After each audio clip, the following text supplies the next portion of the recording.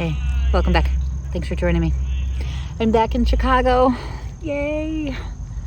As you can probably hear, because you're not hearing birds and animals, you're hearing people in the background because I'm in the park. Ooh. Those are my crazy animals now.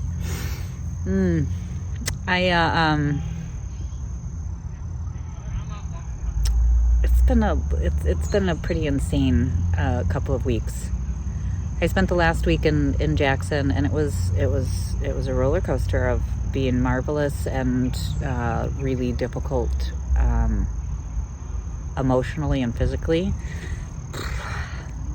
You know, I show you these pictures of me hiking and biking, and they're glorious and it's amazing, and being able to do that is amazing. You remember when I couldn't stand up, so I am when I to be able to go for a walk through the wild flowers and to be able to actually hike up a mountain, damn, that feels so good. On the other hand, I pushed it a little too hard a few times, and so what you don't see in those pictures is my crying, my screaming, my fear. One hike, I almost got myself stuck on the mountain. It was not smart. I need to make better decisions in the future. But obviously it worked out. I'm here. Yeah, I think just it was so glorious, and yet at the same time I just was just rolling with just sadness of what could have been. I don't know, it's weird. I think, we've talked about this before. There's psychologically, it's strange. The healthier I get, I'm grieving more, because I'm starting to be able to enjoy, to be able to go to Jackson Hole and go spend 2 weeks or 8 days, whatever, with my wife hiking and biking. That's amazing, and and I'm really grateful. And I think that I don't know, the more I get closer to a normality, I get sad thinking about because the cancer's still there, and it's still gonna get me. So I'm struggling with that a little bit. It's a weird place to be.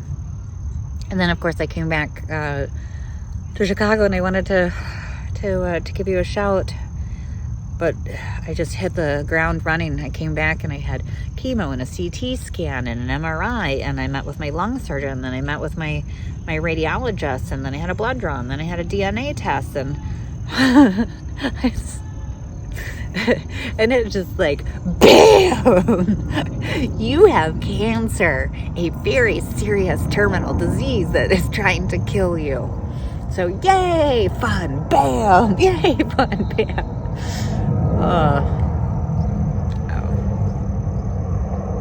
It's funny, my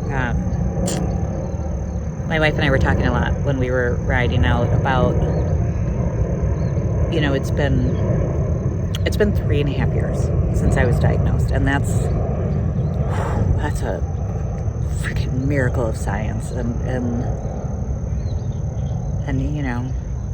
I'm a unicorn. I'm a motherfucking unicorn. Somehow I'm still here.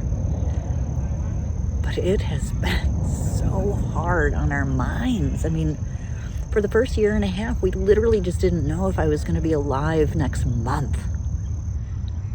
And then we went into that second year and going to the third, and it was okay, I think I'm starting to get stronger, and I'm pretty sure that if it starts to take control, I've got 3 to 6 months, right? This is your thinking. You can't make any plans. You can't ever look up. You're so, and recently, I have been crushing it for the past 6 to 9 months. I'm so strong. I'm doing such normal things. On my off chemo week, right? Because chemo week, like this week, I would say it's my first day out of bed, but I did have to go to these appointments. It's my first day that I know who I am. But you just can't look up. And I think that we've talked a lot about, like, we're somehow, like, the science is working and we're so close with these new science surgeries that I just had. And I really believed that they're gonna get it, and I still do. I know that there's a chance, but as we get down to the last little bit, it's very complicated, and I'm getting scared that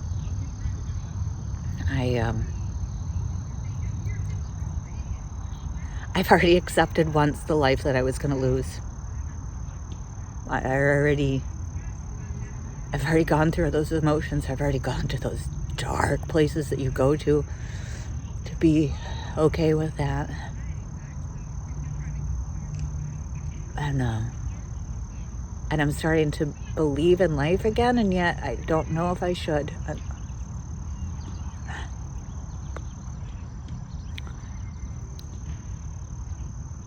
I had my appointment with my doctors today, and we're starting again. We're starting on the next sprint. I had hoped and believed that it was all going to be, those 2 surgeries were going to be a miracle. They were going to clear the right lung, and they were going to clear the left lung, and then I was going to get to stop chemo and be able to at least grab on to life for as long as I could until it comes back. And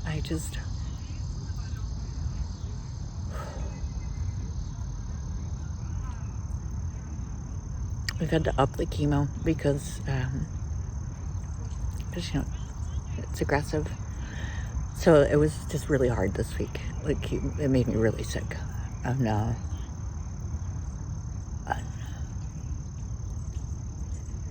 I don't know. I gotta find a way to get in the right headspace so that I'm not. It's just so fucking hard. That's like this next week. I feel pretty sure that I'll come out of this, and I'll have 5-6 days where I feel good, and then I have to accept that I'm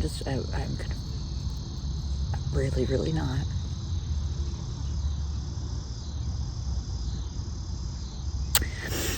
I also, I think part of this,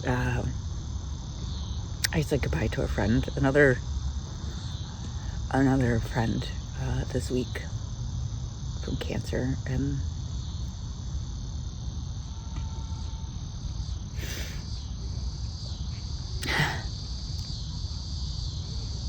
it's like the 9th friend since diagnosis.